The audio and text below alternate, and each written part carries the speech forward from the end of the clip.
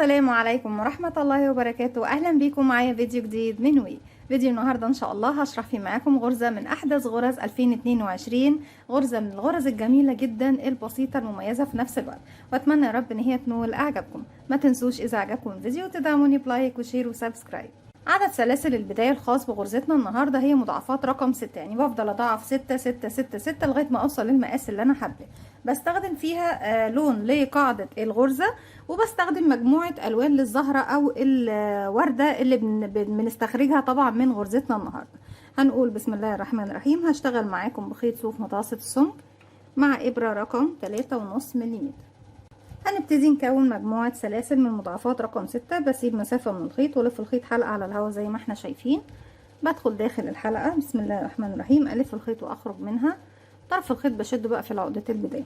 علشان ابتدي اكون سلسلة على الابرة بيكون عندي حلقة بلف الخيط واخرج منها. بسم الله 1 2 3 4 5 6 وارجع اكرر 1 2 3 4 5 6. دي تاني مرة. تالت مرة 1 2 3 4 5 6 1 2 3 4 5 6 1 2 3 4 5 6 1 2 3 4 5 6. بالشكل دوت بقى معانا احنا تقريبا ضعفنا 6 مرات ب36 غرزة. هسيب كام غرزة بقى؟ 1 2 3 4 واروح لرقم 5 وابتدي اشتغل غرزة عمود بلفة. معايا على الابرة حلقة بلف لفة واحدة بقى وحلقتين. بسيب 1 2 3 4 وفي رقم 5 بدخل في الحلقة الخلفية، اسحب الخيط واخرج. معانا على الابرة 3 حلقات بلف الخيط واخرج من حلقتين، اتبقوا 2 بلف الخيط واخرج منهم زي ما احنا شايفين. هرف الخيط على الابرة بعد كده مباشرة بدون ما اسيب اي سلاسل من تحت. هعمل ايه بقى؟ من فوق ما باخدش سلاسل، من تحت هسيب 1 2 وفي رقم 3 بدخل باخد حلقتين من السلسلة، بسيب الحلقة الامامية من تحت وباخد الضلع الخلفي مع المطب اللي في الخلف واشتغل 3 عمود 2 سلسلة 3 عمود في نفس الفراغ. كده 1 2 3 1 2 سلسلة كمان مرة في نفس الفراغ. 1 2 3. من فوق ما بناخدش اي مسافات يا بنات، يعني ما باخدش اي سلاسل من فوق. هلف الخيط على الابر مباشرة وهعد 1 2 هسيبهم، وفي رقم 3 بروح اعمل عمود بلفة 1. الف الخيط على الابرة وبعد 1 2 وفي رقم 3 بكون 3 عمود 2 سلسلة 3 عمود بلفة في نفس الفراغ شكل الصدفة زي ما احنا شايفين. 1 2 3 1 2 سلسلة والف الخيط على الابرة وادخل تاني في نفس الفراغ. 1 2 3. بسحب شغلي كده لاني انا لما بشتغل على الحلقتين بتتشد معايا الغرزة اللي بعدها. هعد 1 2 والف الخيط على الابرة واروح لرقم 3 واشتغل عمود بلفة 1 وبكرر دوت لغاية ما بوصل ايه لنهاية السطر. بسيب سلسلتين واروح اشتغل في التالتة 3 عمود سلسلتين 3 عمود وارجع اسيب سلسلتين اشتغل عمود 1. بسيب سلسلتين واشتغل صدفة سلسلتين عمود سلسلتين صدفة وهكذا حتى نصل لنهاية السطر. في نهاية السطر بيكون عندي 2 عمود بلفة. هكمل لغاية ما اوصل لنهاية السطر وارجع لكم تاني نكمل مع بعض. في نهاية السطر بعد ما خلصت اخر صدفة بلف الخيط على الابرة وبعد 1 2 بسيبهم وبروح لاخر غرزتين بشتغل فوقيهم 2 عمود بلفة 1 2. بكده بيكون خلص السطر الاول كله بالشكل ده زي ما احنا شايفين. كتير تشبه غرزة الصدفة، لكن الاسلوب او التقنية او الطريقة اللي هنشغل بيها مع بعض النهاردة لاضافة الزهور او حبات الورد هتكون مختلفة كتير عن شكل الصدفة. برتفع 3 سلسلة 1 2 3 وبعتبرهم عمود بلفة فوق الفراغ الاول. بلف شغلي الناحية التانية هبتدي السطر دوت يعني اول عمود واخر عمود هم بس اللي بشتغل عليهم بشكل طبيعي، اعمدة عادية يعني فوق الفراغ نفسه. اما بقية الاعمدة اللي بتكون في المنتصف بشتغل عليها في السطر اللي احنا فيه دوت هشتغل عليها اعمدة خلفية، والسطر اللي جاي هتكون اعمدة امامية، عشان انا عاوزة ان وش الغرزة بتاعتي يكون ليها وش واحد بس. هلف الخيط على الابرة، وعشان اشتغل عمود خلفي بالشكل ده باجي من الخلف وادخل في الفراغ اللي قبل العمود، وادفع العمود للخلف زي ما احنا شايفين تحت الابرة، واخرج من الفراغ اللي بعده. اسحب الخيط واخرج معايا على الابرة 3 حلقات، هلف الخيط واخرج من حلقتين، بتبقوا 2 هلف الخيط واخرج منهم. بالشكل ده اشتغلت ايه عمود خلفي على العمود اللي عندي من تحت. اما العمود الاول والعمود الاخير خالص فبشتغل عليه عمود عادي بشكل طبيعي. هلف الخيط على الابره، ما باخدش اي فراغ سلاسل او اي مسافات، بروح مباشره بسيب الاعمده الثلاثه واروح فوق السلسلتين. هكون صدفه جديده زي دي 3 عمود 2 سلسله 3 عمود في نفس الفراغ. 1 2 3 1 2 سلسله وكمان في نفس الفراغ. 1 2 3. هيقابلني العمود بلفة، بلف الخيط على الابرة وباجي من الخلف. انا عندي هنا فراغ قبل العمود وفراغ بعده، باجي من الخلف ادخل. انا هنا في ظهر الشغل الابرة زي ما احنا شايفين، هدخل الفراغ اللي قبل العمود، ادفع العمود تحت الابرة واخرج بالفراغ اللي بعده زي ما احنا شايفين. بسحب الحلقة بتاعتي الخيط واخرج من تحته بالشكل ده، واكمل العمود بلفة عادي، الف الخيط واخرج من حلقتين وارجع الف الخيط واخرج من حلقتين زي ما احنا شايفين. الف الخيط على الابرة وبروح لسلسلتين الصدفة اللي هي السلسلتين اللي في وسط التلاتة عمود والتلاتة عمود، واشتغل صدفة جديدة مكونة من 3 عمود، سلسلتين 3 عمود. 2 3 1 2 سلسلة وفي نفس الفراغ تاني. 1 2 3. تاني هرجع اكرر فوق العمود بلفة، واروح اشتغل عمود خلفي بالشكل ده اهو. لو حابينه اطول هنعمل ايه؟ هنعمله كأنه ممتد. انا كده معايا 3 حلقات على الابرة. الاول كنت بلف الخيط واخرج من حلقتين، بيتبقوا 2 بلف الخيط واخرج منهم. لو حابينه اطول شوية بلف الخيط واخرج من حلقة واحدة، ارجع الف الخيط واخرج من حلقتين، ارجع الف الخيط واخرج من حلقتين. كده العمود هيكون اطول شوية، ده لو حابينه ممتد. بس احنا طالما شغالين من البداية بعمود بلفة خلفي عادي، خلاص هنكمله عمود بلفة خلفي عادي مش ممتد ولا حاجة. وبكمل بنفس الطريقة لغاية ما بوصل لنهاية السطر. هوصل لنهاية السطر وارجع لكم نكمل مع بعض. في نهاية السطر زي ما احنا شايفين كده بقيلي 2 عمود بلفة. اول واحد فيهم بيكون خلفي زي كل الاعمدة الخلفية اللي عندي في السطر، والعمود الاخير زي الاول بيكون بس فقط مجرد ايه عمود عادي. في اخر سلسلة عندي هنا اهي بدخل باخد منها حلقتين واشتغل عمود بلفة عادي زي ما احنا شايفين بالشكل ده. وده كده خلف الشغل، ده ظهر الشغل يا بنات. هرتفع 1 2 3 وبعتبره عمود عادي فوق اول عمود، وزي ما قلت لكم بردك اخر عمود بيكون بردك عمود عادي. دلوقتي الاعمده اللي كنت بشتغلها تحت خلفيه، المره دي هشتغلها اماميه. ليه؟ لان الشكل البارز للعمود هيكون عندي بارز للامام زي ما احنا شايفين، وده اللي انا محتاجاه في غرزتي النهارده. اذا مره هشتغل خلفي ومره هشتغل امامي. يعني تاني سطر عندنا اشتغلناه الاعمده فوق الاعمده عمود خلفي، الاعمده اللي في المنتصف بس يا بنات. اما في السطر رقم 3 بيكون عمود امامي. بلف الخيط على الابره، انا معايا حلقه ولفيت لفه بقوا حلقتين، باجي بقى من الامام الفراغ اللي قبل العمود اهو، الفراغ اللي بعد العمود اهو، هدخل من الامام في الفراغ اللي قبل العمود وارفعه هو على الابره واخرج من الفراغ اللي بعده. اسحب الخيط واخرج معايا 3 حلقات على الابره، بلف الخيط واخرج من حلقتين، يبقوا 2 هلف الخيط واخرج منهم. يبقى ده كده عندي وش الشغل زي ما احنا شايفين. الف الخيط على الابره مكان السلسلتين صدفه لغايه ما اوصل لنهايه الشغل بتاعي، مفيش فيها اي خلاف.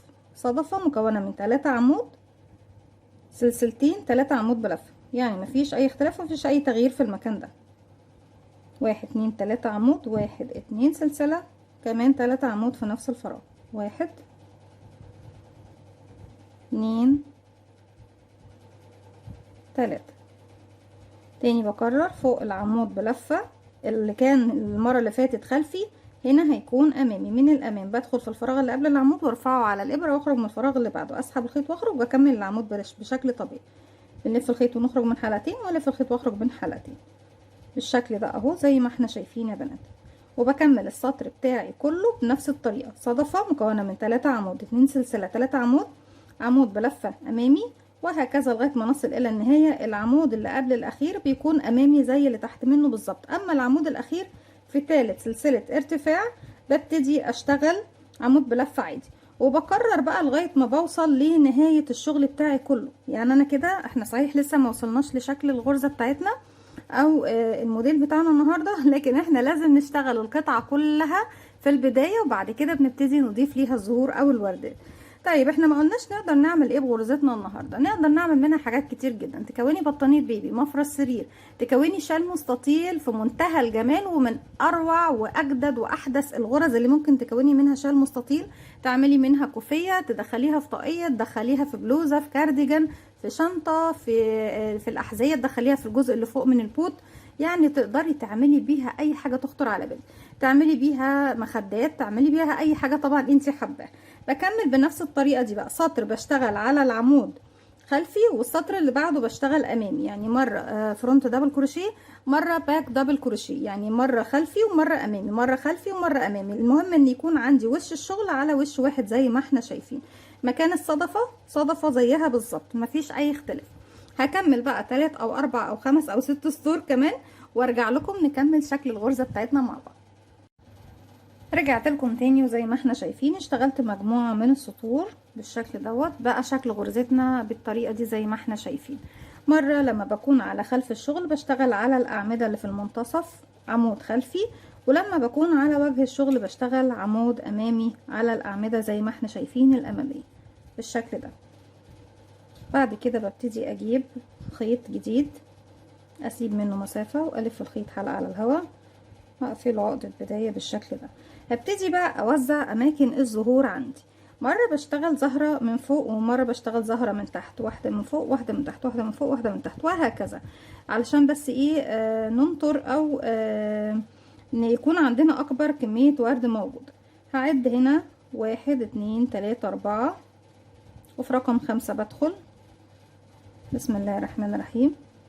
اهي دي رقم 5. شايفين بقى المكان ده اللي انا كنت بشتغل عليه الاعمدة، هنزل من تحته وادخل بالشكل ده اهو واخرج من الخلف. هسحب الخيط وهخرج معايا على الابره حلقتين، هلف الخيط واخرج منهم كاني بشتغل غرزه حشو. هجيب الخيط المره دي كده واشتغل سلسله، ارجع اجيبه كده وابتدي اشتغل في نفس الفراغ اللي انا واقفه فيه 4 غرزه عمود بلفه. 1 وارجع اجيبه كده تاني، 2 3 4. اشتغل سلسلة واحدة وفي نفس الفراغ تاني هنزل اعمل غرزة حشو بالشكل ده زي ما احنا شايفين. هلف الخيط مع الابرة وهسيب مسافة من الخيط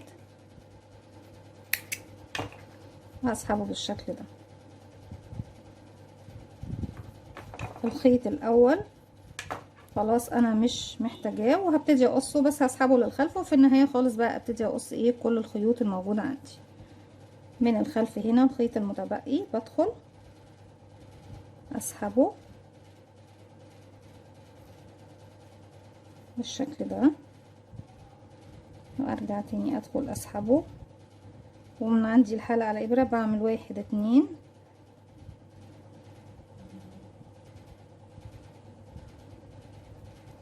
واسحبه بالشكل دوت. بعد كده اسحبه من الخلف وفي النهاية خلاص بقص بقى مفيش اي مشكلة. ابتدي اقص الخيط زي ما احنا شايفين كده. كونت ايه اول مكان اول زهرة عندي اهو، بيكون ده شكلها يا بنات. شايفين الجزء ده كده، كل الخيوط اللي من الخلف دي خلاص هقصها، مجرد بس ان ممكن اسحبها كمان مرة من مكان كده وبعد كده ببتدي ايه اقصها.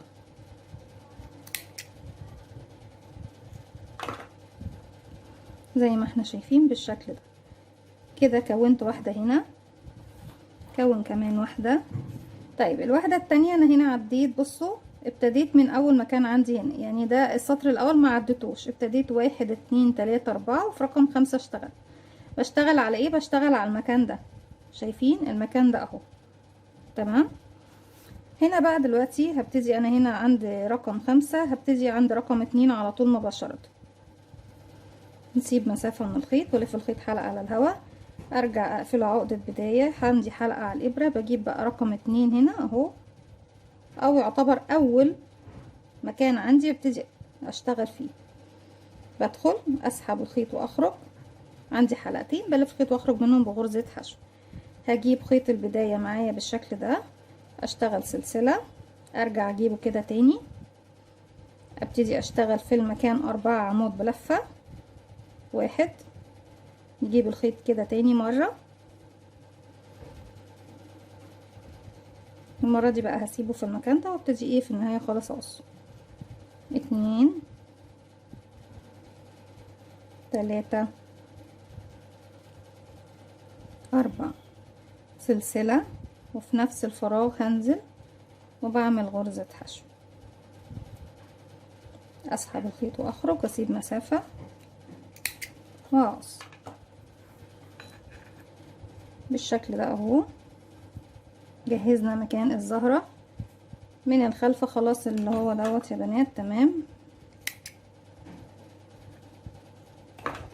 اما اللي احنا لسه مخلصينه بسحبه بس كده ايه مرة، وارجع اعمل سلسلة 2، نسحبه مرة كمان، فقط لتأمين الشغل مش اكتر، يعني ان انا بس أأمن شغلي ويكون ما فيهوش اي مشكلة. تمام كده، تمام خالص، مش هيفك معانا خالص بإذن الله. بالشكل دوت كده عملنا ايه الجزء اللي هو خاص بالورد. هرجع تاني اكرر، بسم الله الرحمن الرحيم، الخيوط دي بس الايه، ارجع تاني اكرر في نفس المكان دوت، بمشي على نفس الخط، واحدة هنا وارجع واحدة هنا وارجع واحدة هنا وهكذا لغاية ما ايه نملى الاماكن عندنا كلها. بس زي ما قلت لكم، واحدة بتكون من فوق، واحدة من تحت، واحدة من فوق، واحدة من تحت، واحدة من فوق، واحدة من تحت، وهكذا لغاية طبعا ما اوصل لكل المقاس اللي انا عاملاه اللي من غرزتي النهارده. في المرحلة اللي جاية بنبتدي نعمل الزهرة. بسيب مسافة من الخيط والف الخيط حلقة على الهوا زي ما احنا شايفين بالشكل ده، بدخل فيها والف الخيط واخرج منها واقفلها عقدة بداية في نفس المكان اللي احنا كونا فيه الزهرة. وطبعا يا بنات انت ممكن تعملي يعني الزهرة ممكن هنا في اي مكان بقى انت تحددي، انت بتنطريها عندك على الغرزة كلها على المساحة اللي انت عاملاها. في نفس المكان اللي انا اشتغلت فيه الجزء الابيض ده بسحب بالشكل ده اهو الخيط، وعندي حلقتين بلف الخيط واخرج منهم بغرزة حشو. هجيب الخيط في الجهة دي، ببتدي اشتغل 1 2 3 4 سلسلة، واروح فين يا بنات المكان التاني اهو جهة اليسار، واعمل غرزة حشو زي ما احنا شايفين. من نفس المكان اللي انا واقفة فيه هرتفع، هجيب بس الخيط دوت معايا كده وارتفع 1 2 3 وهلف شغلي الناحية التانية. انا بشتغل على السلاسل اللي انا عملتها دي يا بنات اهي، هحط خيط البداية ده معايا عشان بس ايه نشتغل عليه شوية ونبتدي نخفيه. كده اشتغلت 3 سلاسل واعتبرتهم عمود بلفة معايا. داخل السلاسل اللي باللون البينكي دي هبتدي اشتغل 1 2 3، يبقى كده اشتغلت 4 عمود بما فيهم 3 سلاسل ارتفاع. 1 2 3 4 سلسلة، هسيب ال4 سلاسل وهاجي هنا فوق العمود الاخير اللي اشتغلته في الحلقة الامامية من العمود، والحلقة اللي داخل جسم العمود هسحب الخيط واخرج من تحتها، ومن تحت الحلقة اللي عندي على الابرة كده بكون عملت غرزة بيكو. هرجع تاني اكون 4 عمود بلفة على السلاسل، 1 2 3 4. خيط البداية البينك ده خلاص.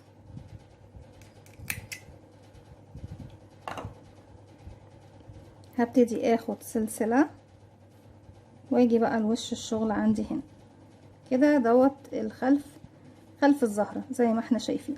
طيب احنا هنا في وش الزهرة عندي، شايفين يا بنات؟ لف الخيط على الابرة بس الاول. عندي هنا ال3 اعمدة، 1 2 3. هاجي الاول عمود منهم بالشكل ده اهو، هرفعه كأني بشتغل عليه من الجنب، وابتدي اشتغل عليه 5 غرزة عمود بلفة. 1 2 3 4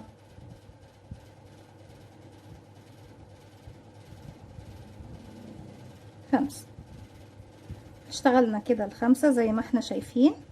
هاجي بقى هنا، فاكرين المكان اللي انا ابتديت فيه غرزة الحشو اللي هنا دي اهي، هاجي فيها اهو هنا، بس نيجي هنا عند المكان ده،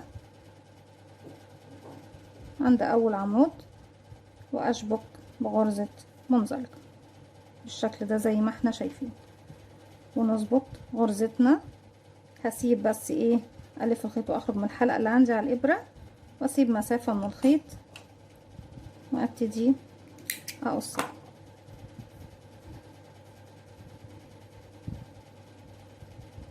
زي ما احنا شايفين بالشكل ده. من الخلف طبعا اللون البينك الزيادة ده اسحبه مرة والتانية،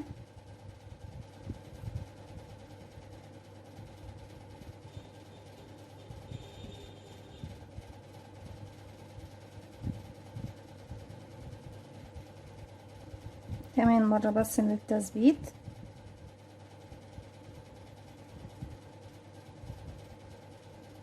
بالشكل ده وخلاص، وبقص.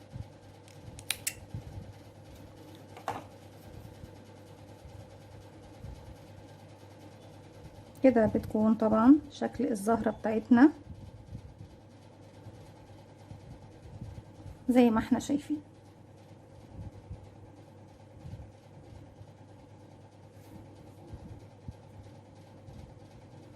بنعمل واحدة تانية، بنجيب لون تاني وبكرر بردك اللي عملناه كده. خلاص شكرا البينك. وبفضل بقى ايه، اضيف الالوان اللي انا حباها كلها لشغلي زي ما انا عاوزه.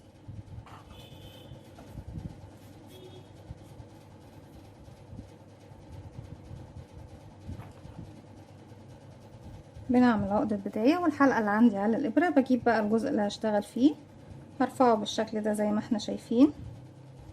بأبعد بس ايه الاعمدة واشتغل من المكان ده زي ما احنا اشتغلنا بالظبط الجزء الابيض.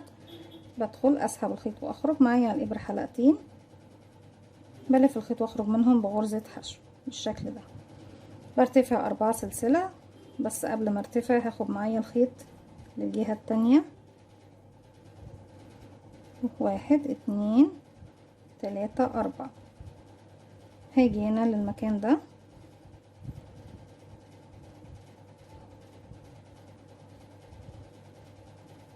بدخل في نفس المكان اهو، اسحب الخيط واخرج وبعمل غرزة حشو. برتفع 1 2 3 والف شغلي الناحية التانية. الخيط الاخضر هخليه معايا بس هنا شوية اشتغل عليه، اشتغل كمان 3 عمود على المكان السلاسل اللي اشتغلناها. 1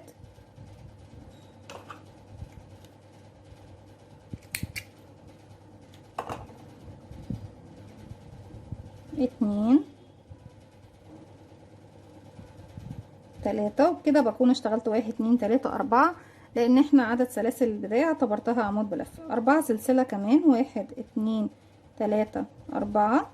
هسيب ال4 سلاسل واجي هنا فوق العمود الاخير، بدخل في الحلقة الامامية من العمود، والحلقة اللي بداخل جسم العمود اسحب الخيط واخرج منهم هما الاتنين، ومن الحلقة اللي عندي على الابرة هلف الخيط على الابرة وبكمل على السلاسل بتاعتي دي كمان 4 عمود. 1 2 3 4. كملنا ال4 عمود، باخد سلسلة مسافة الف شغلي الوش الشغل تاني. هنا بقى عندي زي ما احنا شايفين ال3 عمود كده، 1 2 3. العمود الاخير اهو، ببتدي الف الخيط على الابرة وارفع العمود ده شوية. بصوا اهو، باجي بقى على عرض العمود نفسه وابتدي اشتغل عليه 5 غرزة عمود بلف. 1 2 3 4 5، وممكن كمان 6 أو 7 زي ما انتوا حابين الجزء دوت. كده خلاص خلصنا الجزء دوت واشتغلت على العمود ده. هروح لأول غرزة اللي هي غرزة الحشو اللي احنا شبكنا فيها في المكان ده يا بنات، وهشبك فيها بغرزة منزلقة. لف الخيط على الإبرة وأسحب بالشكل ده.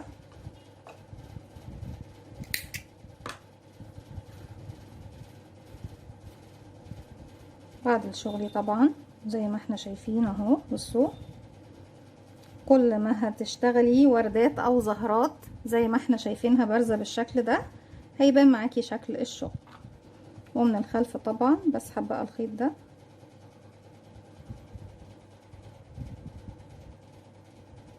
واثبته كده عقدة.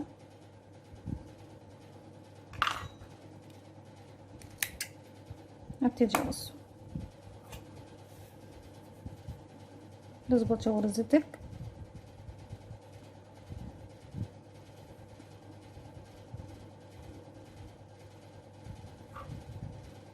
بالشكل ده، وبفضل بقى اكرر بنفس الطريقة يا بنات زي ما احنا شفنا، اني بفضل انطر الاماكن بتاعة الزهرات. بشتغل الاول الجزء الابيض وبرجع بعد كده اشتغل الجزء الملون زي ما احنا شايفين. غرزة 3D بارزة مميزة جميلة جدا، وشغلنا نظيف زي ما احنا شايفين من الخلف ومن الامام تمام جدا. دي كانت احدث غرز الكروشيه التركية، غرزة سهلة وبسيطة وجميلة في نفس الوقت، غرزة الزهور او الورود. اتمنى تكون سهلة وبسيطة عليكم انتوا بقى بتنطروا الورود على الاماكن اللي انتوا حابينها. ما تنسوش اذا عجبكم الفيديو كمان تعملوا لي لايك وشير وسبسكرايب، واستنوني فيديو جديد من وي. وما تنسوش كمان تفعلوا زرار الجرس يوصلكم مني كل جديد. السلام عليكم ورحمة الله وبركاته.